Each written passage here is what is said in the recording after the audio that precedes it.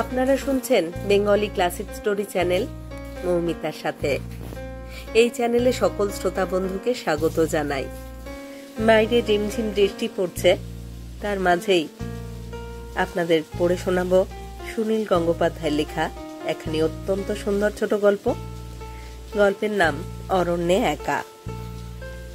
হয়তো বৃষ্টির শব্দ গল্পের সাথে সাথে পাবেন, এটা প্রকৃতিরই একটি অংশ, সেই ভেবে শুনতে থাকুন আজকের গল্প অরণ্যে একা। জঙ্গলের মধ্যে মধু একা, অথচ সব সময় মনে হয় যেন আরো কেউ আছে। জন্তু জানোয়ার আছে, পাখি আছে, গাছের ডাল ভেঙে পড়ে আছে, শুকনো পাতা খসে পড়ে, এ তো জানা কথাই। তবু মাঝে মাঝে কিরকম খুঁতখাত শব্দ হয়, মট করে একটা গাছের ডাল ভাঙার শব্দ হয়, আর মধু চমকে চমকে ওঠে। বাঁ পায়ের গোড়ালিটা মচকে গেছে, মধু খুঁড়িয়ে খুঁড়িয়ে চলে। একটা সেগুন গাছের ডাল ভেঙে নিয়ে লাঠি বানিয়েছে। চলার সময় সে নিজেই শব্দ করতে করতে ভয় পায়, খুব সাবধানে পা ফেলে, মাঝে মাঝে এদিকে ওদিকে তাকায়। বছর 7 মধ্যে মধু এ জঙ্গলে আর ঢোকেনি। তার আগে এসেছিল হাতিখাতা দলের সঙ্গে, তখন ছিল প্রায় 50-60 জন লোক। একা একা কেউ এই জঙ্গলে এত দূর আসে না, বিশেষত গত কয়েকদিন ধরে তো কেউ আসতে কিছুতেই সাহস পাচ্ছে না। মধুর খিদে পেয়েছে, কাল রাত্রির থেকে কিছুই খাওয়া হয়নি। কখন খাওয়া জুটবে কে জানে। এই জঙ্গলে ফলমূল কিছু নেই, মাঝে মাঝে শুধু অসংখ্য থ্যাতলানো বট ফল ছড়ানো, ও জিনিস কাকেও খায় না। একটু সাপসূত্র জায়গা দেখে মধু ধপাস করে বসে পড়ল। হেলান দিল একটা গরান গাছে, সঙ্গে সঙ্গে শুকনো পাতার খসখস শব্দ উঠল, ঠিক যেন কেউ আসছে। মধু চমকে ভয় পেয়ে উঠে পড়তে যেতেই দেখল মানুষজন নয়, একটা ধেড়ে আকারের বেজি 10-12 হাত দূরে ছুঁচলো মুখ নিয়ে মধুর দিকেই তাকিয়ে আছে। এটা যদি বেজির বদলে মেঠো ইঁদুর হতো, তাহলে মধু দৌড়ে গিয়ে ওটাকে মারার চেষ্টা করত, কিন্তু বেজির মাংস চাঁড়ালেও খায় না, মারাও খুব শক্ত ওগুলোকে। মধু হুস হুস করে শব্দ করলো কয়েকবার। বেজিটা ভয় পায় না, ধারালো চোখে তাকিয়ে থাকে এদিকেই। যা ধার ওদের দাঁতে, যদি কণ্ঠনালীটা একবার কামড়ে ধরে। মধু মাটির উপর তার হাতের লাঠিটা আঁচড়াতে লাগলো, তাতেও ফল হলো না। তাতেও ফল না হওয়ায় একটা টুকরো পাথর ছুঁড়ে মারল বেজিটার দিকে। সেটা এবার মন্থর গতিতে ঢুকে গেল ঝোপের মধ্যে। তখন মধুর মাথায় আর একটা নতুন চিন্তা এলো। বেজিটা এদিকে আসতে চাইছিল মনে হয়, তার মানে কাছাকাছি কোথাও সাপ থাকতে পারে, সাপের খোঁজ পেয়েছে বোধহয়। মধু শরীর মুচড়ে এদিক ওদিক দেখে নিল ভালো করে। গরান গাছটায় একটা বড় ফোকর আছে, সেটাই যেন সন্দেহজনক। এই শালা সাপকেই বেশি ভয় পায়। এই জঙ্গলে বাঘটাক তেমন নেই, কচ্ছিৎ 2-1টা বেরোয়। চিতা দেখতে পাওয়া যায় মাঝে মাঝে, ভাল্লুকও অনেক কমে গেছে। থাকার মধ্যে আছে বেশ কিছু হাতি, তা হাতিকে তো ভয় পাওয়ার সেরকম কিছু নেই। খালি কয়েকদিন ধরে একটা হাতি গুন্ডা হয়েছে। গত সপ্তাহে গোটা 5 হাতি ঢুকে পড়েছিল পাশের গায়ের ধান খেতে। গায়ের লোকেরা জ্বলন্ত মশাল ছুঁড়ে ছুঁড়ে সেগুলোকে তাড়ায়। একটা দাঁতাল যখন ঘর বাড়ি ভাঙতে আসে, তখন সেটার গায়ে ছুঁড়ে মারা হয়েছিল 1 টিন কেরোসিন। তারপর মশালের আগুন লাগতেই হাতিটা মরলে ভালো ছিল, তার বদলে সাংঘাতিক জখম হয়ে পালিয়েছে। এখন সেটা সামনে পড়লে তা হোক। মধু ভাবল, এখন কিন্তু জন্তু জানোয়ারের চেয়ে মানুষকেই তার বেশি ভয়। জন্তু জানোয়ারের সামনে পড়লে তবু পালাবার রাস্তা আছে, কিন্তু গাঁয়ের মানুষ তাকে দেখলে আর আস্ত রাখবে না। অন্তত 4-5 দিন এই জঙ্গলের মধ্যে গা ঢাকা দিয়ে থাকতে হবে। তারপর জঙ্গল পেরিয়ে স্টেশনে পৌঁছতে পারলে গোটা 14-15 টাকা আছে মধুর কাছে। পরি তার এই সর্বনাশটা করল। পরির সঙ্গে তার সবকিছু চুকে বুকে গিয়েছিল। পরীকে বিয়ে করতে চেয়েছিল মধু। এটা স্বাস্থ্য টাস্থ্য বেশ ভালো, ক্ষেতির কাজকর্ম করতে পারবে, কিন্তু পরীর বাবা দর হাঁকালে 200 টাকা, তাছাড়া একটি বলদ, 1 জোড়া ছাগল আর 10খানা কাপড়। এত টাকা মধু কোথায় পাবে? তার কি বিলেতে জমিদারি আছে?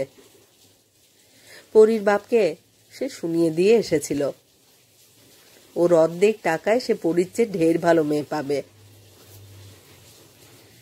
বাঁকাবাবুর শ্রাদ্ধের সময় যখন খুব বড় ভোজ হয়েছিল, সেখানে সেই সময় পরীকে মধু আলাদা পেয়ে জিজ্ঞেস করেছিল, কি গো, টাকা জোগাড় করতে পারলে না? কিরকম মরদ তুমি? পরীর বাবার কাছে যেমন মেজাজ দেখিয়েছিল, সেরকম সুরে এখানে কথা বলতে পারল না মধু। বেশ নরম করে বলল, আর 1 বছর দেরি করতে পারবি না? এবার তামাক পাতা লাগিয়েছি, যদি পোকা না লাগে। পাতলা ঠোঁটে ফাজিল হাসি হেসে পরি বলেছিল, কি করে দেরি করবে আমার বাপ? অনেক লোক যে কাঁড়ি কাঁড়ি টাকা নিয়ে সাজছে গো। মধু বলল, তোর বাপ টাকা চায়, আর তুই কিছু চাস না? পরি কি একটা অনির্দিষ্ট কারণে তখনই তার চুলের বেনি পাকাতে শুরু করে এবং মুখটা অন্যদিকে ফিরিয়ে বলে, টাকা পয়সা জোগাড় করবার সামর্থ্য যার নেই, সেরকম কোনো হাড় হাবাতের ঘরে আমি যাব নাকি? এই কথায় দপ করে জ্বলে ওঠে মধু। অত্যন্ত শুদ্ধ ভাষায় বলে, তোর এত টাকার লালসা? তুই শেষ পর্যন্ত কোনো ধনী লোক শ্বেতকুষ্ঠির ঘরে গিয়ে পচবি। এরপর মধু আর পরীর মুখ দেখতে চায়নি। পরীর বিয়ে হয়ে গেল 1.5 মাসের মধ্যেই। স্বামীর সঙ্গে চলে গেল সংঘর্ষের দিকে এক চা বাগানে। বিয়ে করবার জন্যে মধু 110 টাকা জমিয়েছিল, তাই দিয়ে 1 জোড়া ছাগল কিনে ফেলল। মাস 8 বাদে সেই ছাগল জোড়ায় বাচ্চা হলো 3টে। পরের হাটে সব শুদ্ধ 150 টাকায় বেচে বেশ খুশি হয়ে গেল মধু। বছর 4 পরে পরি ফিরে এলো বাপের ঘরে। তার কোনো সন্তান বাঁচে না। পেট থেকে বাচ্চা বেরিয়ে 2-4 বার হাত পা ছুঁড়েই মরে যায়, পর পর 3 বার। পরির বড় মন খারাপ। হঠাৎ একদিন তামাক ক্ষেতের ধারে পরির সঙ্গে দেখা মধুর। মধু নালা থেকে পাক তুলে আনছিল কোদালে। তার ঠিক পিছনে এসে দাঁড়িয়েছে পরি। মুখখানা শুকনো, চোখ দুটো কিরকম যেন ভাসা ভাসা। মুখ তুলে হঠাৎ পরীকে দেখতে পেয়ে খুবই চমকে গিয়েছিল মধু। এ মেয়েটা যেন তার চেনা কেউ নয়। সেই যে রথের মেলায় একবার খুদির মায়ের ওপর যখন ভর হয়েছিল, তখন তার চোখ মুখের অবস্থা যেরকম হয়েছিল, পরীরও যেন ঠিক সেই রকম। মনটা খারাপ হয়ে গেল। ভয়ে ভয়ে জিজ্ঞেস করেছিল, কি রে পরি? পরি খুব ম্লান গলায় বলেছিল, মধু, তুই আমার সর্বনাশ করে দিলি। আমি আমি কি করেছি তোর? তুই আমাকে সুখে থাকতে দিলি না। নালা থেকে উঠে উপরে এলো মধু। হাত দুটোতে কাদা মাখা। সেই হাত কচলাতে কচলাতে খুব কাঁচুমাচু গলায় বলল, পরি, আমি তো কখনো তোর ক্ষতি করিনি। আমি গরিব, সেই গরিবই রয়ে গেছি। আমাকে বিয়ে করলে তোকে অনেক কষ্ট করতে হতো, কিন্তু তোর তো ঠিকাদারের সঙ্গে। তুই আমাকে সাবমন্নি করেছিলি। তুই বলেছিলি আমার স্বামী শ্বেতকুষ্ঠী হবে। আরে সে তো কথার কথা, ঠিকাদার বাবু তো সে রোগ নেই। আছে আছে, গোপনে আছে। আমার মুখের কথায় কিছু হয় না রে পরি। আচ্ছা, আমি আমার কথা ফিরিয়ে নিচ্ছি। আমি কি সত্যিই তোর ক্ষতি চেয়েছিলাম? প্রতি বছর আমার বাচ্চা মরে যায়। তোদের চা বাগানে ডাক্তার নেই? ঠিকাদার বাবু তো অনেক পয়সা। কোনো চিকিৎসাতেই কিছু হয় না। মধু খুব দুঃখিত বোধ করেছিল পরীর জন্যে। সেই সময়ই পরীর চোখ দুটো হঠাৎ চকচক করে উঠল। খপ করে মধুর চুলের মুঠি ধরে ঝাঁকাতে ঝাঁকাতে বলল, হারামজাদা, তুই আমাকে মা হতে দিবি না? এত হিংসে ভরা মন তোর। এরপর থেকে পথে ঘাটে লোকজন দেখলেই পরী ডেকে ডেকে শোনাতে লাগলো, মধুর সাবমনির জন্যেই তার ছেলেপুলে বাঁচে না। কথাটা অনেকে বিশ্বাস করে ফেলে। মধুর দিকে আর চোখে তাকায়। মধু বেচারা পালিয়ে পালিয়ে বেড়ায়। তারপর মধু পরশু রাত্রির বেলা ধরা পড়ল পরীর ঘরে। ঠিকাদার বাবু হঠাৎ রাত দুপুরে এসে উপস্থিত। বেচারা মধুর দোষ কি? পরীর মুখের কথা বন্ধ করতে হলে তাকে তো পরীর সঙ্গে ভাব করতেই হবে। মধু এসে পরীর হাতে পায়ে ধরে ক্ষমা চেয়েছিল। আর আমার দুর্নাম ছড়াসনি। ছোট ছেলেরা আমাকে দেখলে দূরে সরে যায়। পরী বলেছিল, আমি যদি কখনো মা হই তাহলে তোর দুর্নাম কেটে যাবে। আমি তো মা হব না, আমার বরের শ্বেতকুষ্টি। মধুর বড় ধর্ম ভয়। অধর্মের কথা শুনলে তার বুক কাঁপে। পরীর কথায় প্রথমে সে রাজি হয়নি। তারপর একদিন, দুদিন, 3 দিন। ঠিকাদার বাবু অতি ধূর্ত লোক। বন বিড়ালের মতন কখন নিঃশব্দে হাজির হয়েছে। পাকা খবর নিয়েই এসেছে। এসব খবর হাওয়ায় ওড়ে। একে তো মধুর নামে সাবমনির বদনাম, তারপর ঠিকাদার যদি তাকে পঞ্চায়েতের সামনে দাঁড় করায় তাহলে আর বাঁচার আশা নেই। মারের চোটেই শেষ করে দেবে। মধু মাত্র 2-1 মুহূর্ত চিন্তা করেছে। তারপর দরজার খিলটা হ্যাঁচকায় খুলে নিয়ে সোজা বসিয়ে দিয়েছে ঠিকাদার বাবুর মাথায়। আর কোনো দিকে চায়নি, লাগিয়েছে এক দৌড়। মারটা একটু জোরেই হয়ে গিয়েছিল। খানিকটা দৌড়ে আসার পর মধুর মনে হয়েছিল, সে কি ঠিকাদার বাবুকে মেরেই ফেললে নাকি? ভাবতে গিয়েই তার পা দুটো অসাড় হয়ে যায়। তার তামাকের খেতে কচি কচি চারা আসছে। তার ঘরে এই বছরই নতুন ঘরের ছাউনি লাগিয়েছে। দর্জির কাছে বানাতে দিয়েছিল একটা ছিটের জামা, সবই পড়ে রইল। মধু দৌড়তে দৌড়তে এসে ঢুকলো জঙ্গলে। গরান গাছে হেলান দিয়েই ঘুমিয়ে পড়েছিল মধু। জেগে উঠে পেটটা চেপে ধরল। খিদেতে পেটের মধ্যে যেন দাউ দাউ করে আগুন জ্বলছে। পকেটে রয়ে গেছে 5-6টা বিড়ি, কিন্তু দৌড়বার সময় দেশলাইটাও যেন কোথায় পড়ে গেছে। পকেটে বিড়ি থাকতেও ঠানবার উপায় নেই। এমনকি তার পকেটে 12-14টা টাকা আছে, তবু তাকে খিদেতে মরতে হচ্ছে। এ এক আজব কথা। তাহলে টাকা পয়সার মান মর্যাদা কোথায় রইল? বসে থাকতেও ভালো লাগে না, হাঁটতেও ভালো লাগে না। তবু মধু উঠে হাঁটতেই আরম্ভ করল। খানিকটা যাবার পরই সে স্পষ্ট শুনতে পেল পায়ের আওয়াজ। এই মানুষের ছাড়া তো হতে পারে না। মধু দ্রুত ঢুকে পড়ল একটা ঝোপের মধ্যে। ফরেস্ট গার্ডেরা মাঝে মাঝে এদিকে আসে, কেউ চুরি করে কাঠ কাটছে কিনা দেখতে, কিংবা ঘুষ নিতে। গুন্ডা হাতিটাকে মারার জন্যও শিকারি আসবে, কিন্তু সেই সব শিকারিও তো এই গভীর জঙ্গলে ঢুকবে না। সতর্ক চোখ মেলে বসে রইল মধু। খানিকটা বাদে দেখতে পেল তার চেয়েও বেশি ভয়ে ভয়ে 2টি ছেলে এদিকেই যেন আসছে। বাবুর মতন চেহারা, উস্কো খুস্কো চুল, ছেঁড়া জামা, তবু মুখ দেখলেই বাবুর যাচ্ছে না যায়। মধু একটা দীর্ঘশ্বাস ছাড়ল।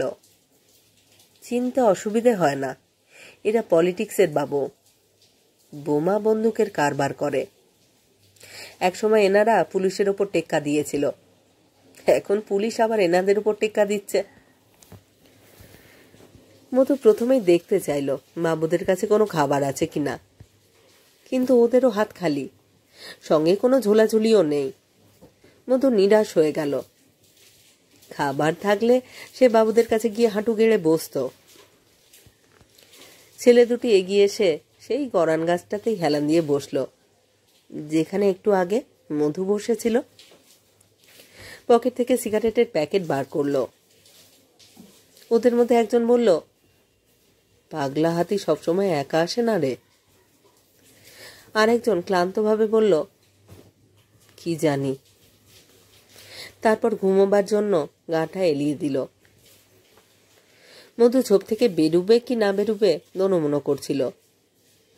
পরের মুহূর্তে এসে লাফিয়ে উঠল। শুয়ে থাকা ছেলেটিও স্প্রিংয়ের মতন লাফিয়ে উঠে চিৎকার করে বলল, উফ, মরে গেলাম মরে গেলাম, কিসে কামড়ালো রে আমাকে। বুঝতে মধুর এক মুহূর্তেও ভুল হয়নি যে ছেলেটিকে সাপে কেটেছে। ঠিক ওই জায়গায় মধুও শুয়েছিল, তাকেও তো কামড়াতে পারত। মা মনসা এত দয়া করলেন, এত দয়া করলেন কেন তাকে? অন্য ছেলেটি ঝুঁকে পড়ে বলল, কি হয়েছে রে, এত চেঁচাচ্ছিস কেন? অন্য ছেলেটা শুধু বলল, মরে গেলাম, ভীষণ জ্বালা, ভীষণ। এই সময় মধু বেরিয়ে এলো বাইরে। সুস্থ ছেলেটি তার দিকে ভয়চকিতভাবে তাকাতেই হাত জোর করে বলল, আমি গায়ের লোক, কাঠকুড়োতে এসেছি। তারপর সে অন্য যুবকটির পা দুখানা টেনে হেঁচড়ে টেনে আনতে আনতে বলল, আপনিও সরে যান বাবু, ওখানে সাপ আছে। সাপটাকে দেখা গেল না। গাছের কোটরে উঁকি মারার সাহস কারুর নেই। মধু দাঁতের দাগ পরীক্ষা করেই বুঝল মারাত্মক বিষধর সাপ। সাপটা কামড়েছে ছেলেটির ঘাড়ে। ছেলেটি ভ্যাবাচাকা খেয়ে গেছে, কি করবে বুঝতে পারছে না। বিড়বিড় করে বলল, দড়ি দরকার, দড়ি দিয়ে বাঁধতে হবে না? মধুর মনে পড়ল মা মনসার গান, শিরে কইল সর্পাঘাত, তাগা বাঁধবি কোথা। এই বীজ তো এক্ষুনি মাথায় উঠে যাবে। আর 15 মিনিটের বেশি আয়ু আছে কিনা সন্দেহ। মধু মাটিতে একদলা থুতু ফেলল শব্দ করে। তারপর মস্ত বড় হাঁ করে অন্য ছেলেটিকে বলল, বাবু দেখুন তো আমার মুখে কোনো ঘা আছে কিনা। ছেলেটি বলল, কেন? দেখুন না। না তো, দেখতে পাচ্ছি না। আপনার কাছে ছুরি আছে? ছেলেটি পকেট থেকে একটা ছুরি বার করে দিতেই মধু সেটা দিয়ে সাপে কাটা ছেলেটির ঘাড়ের কাছে চিড়ে দিল খানিকটা। তারপর হিংস্র জানোয়ারের মতন সেই ছেলেটির ঘাড়ে মুখ দিয়ে রক্ত শুষতে লাগলো। একবার মুখ ভরে রক্ত নেয়, তারপর থু থু করে মাটিতে ছেটায়। অন্য ছেলেটি স্তম্ভিতভাবে দাঁড়িয়ে। সাপে কাটা ছেলেটির মুখ মাটির দিকে, শরীরে কোনো সাড় নেই। মধু পাগলের মতন ঘাড় থেকে রক্ত শুষছে আর মাটিতে ফেলছে। এর মধ্যে তার বুক ঢিপ ঢিপ করছে। সব সময় যদি তার নিজের মুখে একটুও কাটা ছেঁড়া থাকে, তাহলে সে নিজে আর বাঁচবে না। প্রায় আধ ঘন্টা ধরে এই রকম চলল। তারপর মধু একটু পাশে সরে গিয়ে বমি করল। গলায় আঙুল দিয়ে নিজেই বমি করতে লাগলো অনেকক্ষণ ধরে।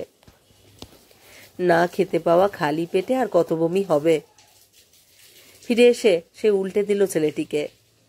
চোখের পাতা টেনে দেখল, হাত রাখলো নাকের কাছে। অন্য ছেলেটি ব্যস্তভাবে ডাকলো, অজয়, অজয়। ছেলেটি ক্ষীণভাবে উত্তর দিল, কি? মধু তিড়িং করে লাফ দিয়ে উঠে বলল, বেঁচে গেছে, বেঁচে গেছে। লাফ দেবার পরেই মধু মাথা ঘুরে পড়ে গেল। সে ভয় পেয়ে মাটি আঁকড়ে ধরল। সে ঝাপসা চোখে বলবার চেষ্টা করল, আমি মরতে চাই না, আমি মরতে চাই না। সমস্ত আকাশ ও মাটি দুলে দুলে যেন তাকে গড়িয়ে ঠেলে ফেলে দিতে চাইছে।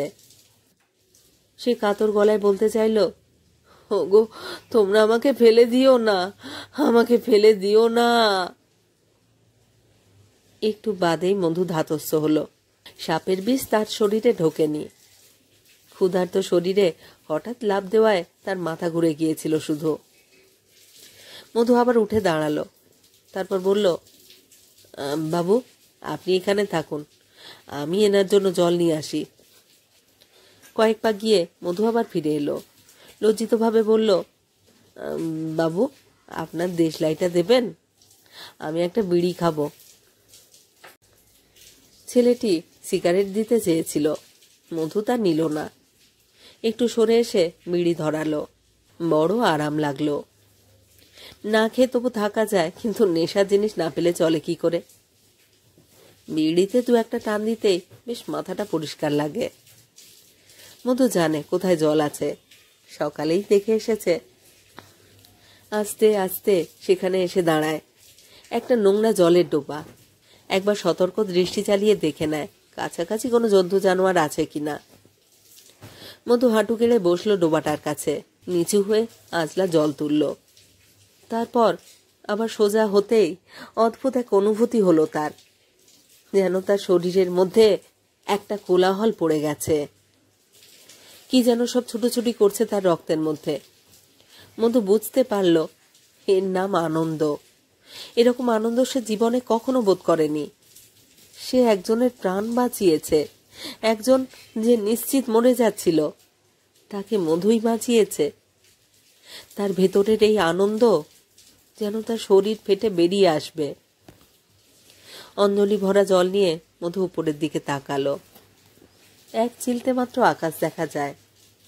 জঙ্গলের মধ্যে একটা অন্ধকার অন্ধকার ভাব। সমস্ত গাছপালা যেন তাকেই লক্ষ্য করছে।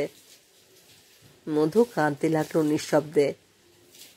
তার চোখের জলের ফোঁটা পড়তে লাগলো তারই হাতের জলে। কোনো এক অদৃশ্য কর্তৃপক্ষকে সে মনে মনে জিজ্ঞাসা করল, আমি ঠিকাদার বাবুকে রাগের মাথায় মেরেছি, তার বদলে আমি আর একজনের প্রাণ বাঁচালাম, এই জন্য কি আমি ক্ষমা পাবো না? কেউ উত্তর দিল না মধুকে। শেষ হলো আজকের গল্প অরণ্যে একা। কেমন লাগলো গল্পটি? কেমন লাগলো আমার পাঠ? এই চ্যানেলে যারা আমার পুরো গল্প পাঠ শুনছেন তাদের জানাই আমার আন্তরিক ধন্যবাদ। যদি আমার গল্প নির্বাচন এবং পাঠ আপনাদের ভালো লাগে, অবশ্যই একখানি লাইক করবেন এবং গল্পগুলিকে আপনাদের প্রিয়জনের মধ্যে শেয়ার করবার অনুরোধ রইল। আপনারা যারা এখনো এই চ্যানেলটি সাবস্ক্রাইব করেননি তাদের অনুরোধ সাবস্ক্রাইব করে সাথে থাকার। আর হ্যাঁ, নোটিফিকেশান অবশ্যই অন রাখবেন, কারণ নিয়মিত আমি এই চ্যানেলে নতুন নতুন গল্প পড়ে শোনাচ্ছি। প্রত্যেকটি গল্পে আপনাদের সাথে চাই। আপনাদের মতামতের প্রতীক্ষায় থাকলাম কিন্তু। আপনারা অবশ্যই আপনাদের মতামত, আপনাদের পছন্দ অপছন্দ, আপনাদের ভালো লাগা কমেন্ট বক্সে আমাকে জানান। সবাই ভালো থাকুন আর থাকুন পরের গল্পের অপেক্ষায়।